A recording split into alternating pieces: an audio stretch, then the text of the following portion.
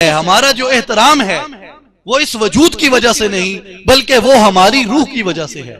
اور اس کے ساتھ ساتھ آپ دیکھیں کہ جب ہم روح کو انسان کامل کہہ رہے ہیں، زید کہہ رہے ہیں، بکر کہہ رہے ہیں، احمد علی کہہ رہے ہیں، تو یہ وجود پھر میت رہ جاتا ہے۔ اور آپ مجھے ایک بات بتائیں اہل شیخو پورا کہ میت کی فطرت کیا ہے؟ آپ میت کو 5 گھنٹے 10 گھنٹے 50 گھنٹے آپ اس کو رکھ دیں، وہ کیا کرے گی؟ وہ بدبو چھوڑ جائے گی۔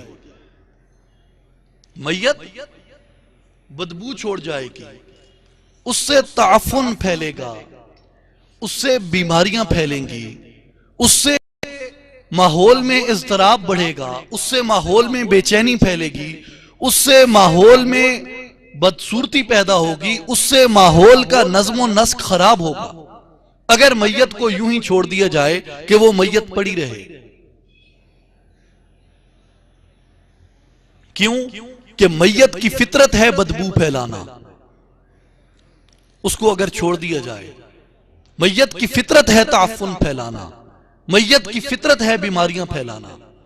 میرے بھائیوں، میرے بزرگوں، آج ذرا غور فرمائیے کہ ہم نے یہ سارے کا سارا معاشرہ جب زید کو، بکر کو، یعنی انسان حقیقی کو، روح کو ہم نے ترک کر دیا اور پورے کے پورے معاشرے کا انحصار ہم نے اپنے اس مادی وجود کے اوپر، ہم نے اپنی اس میت کے اوپر رکھ دیا، تو پھر میت کی فطرت کیا ہے؟ میت کی فطرت ہے تعفن پھیلانا۔ اس وجود میں پھر وہ تعفن پھیلایا۔ آپ قتل دیکھیں، قتل ناحق انسانیت کی سب سے بڑی ضلالت اور سب سے بڑی رسوائی ہے۔ تو وہ تعفن کس کی بدولت پھیلتا ہے؟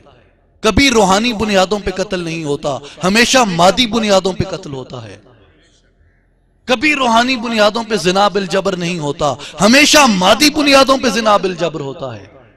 کبھی روحانی بنیادوں پہ جھوٹ اور غیبت نہیں ہوتی، ہمیشہ مادی بنیادوں پہ جھوٹ اور غیبت ہوتی ہے۔ کبھی روحانی بنیادوں پہ کسی کے حق کو غصب نہیں کیا جاتا، کبھی روحانی بنیادوں پہ کسی کی حق تلفی نہیں ہوتی، ہمیشہ مادی بنیادوں پہ حق تلف کیا جاتا ہے، ہمیشہ مادی بنیادوں پہ حقوق پہ غصب لگایا جاتا ہے۔ تو پھر دنیا میں جرم کس کا ہے؟ ہم کہتے ہیں کہ گناہ پھیل رہے ہیں، گناہ پھیل رہے ہیں، گناہ بڑھ رہے ہیں، یہ کیا ہے؟ یہ سب اس میت کے معاشرے پہ تشکیل کیے ہوئے اس معاشرے کا تعفن ہے، میت کی بنیاد پہ بنائے گئے اس معاشرے کا تعفن ہے۔ جب تک یہ معاشرہ میت کی بنیاد پہ رہے گا اس وقت تک یہ تعفن پھیلتا رہے گا۔ آپ ان بیماریوں کو، آپ ان گناہوں کو نہیں روک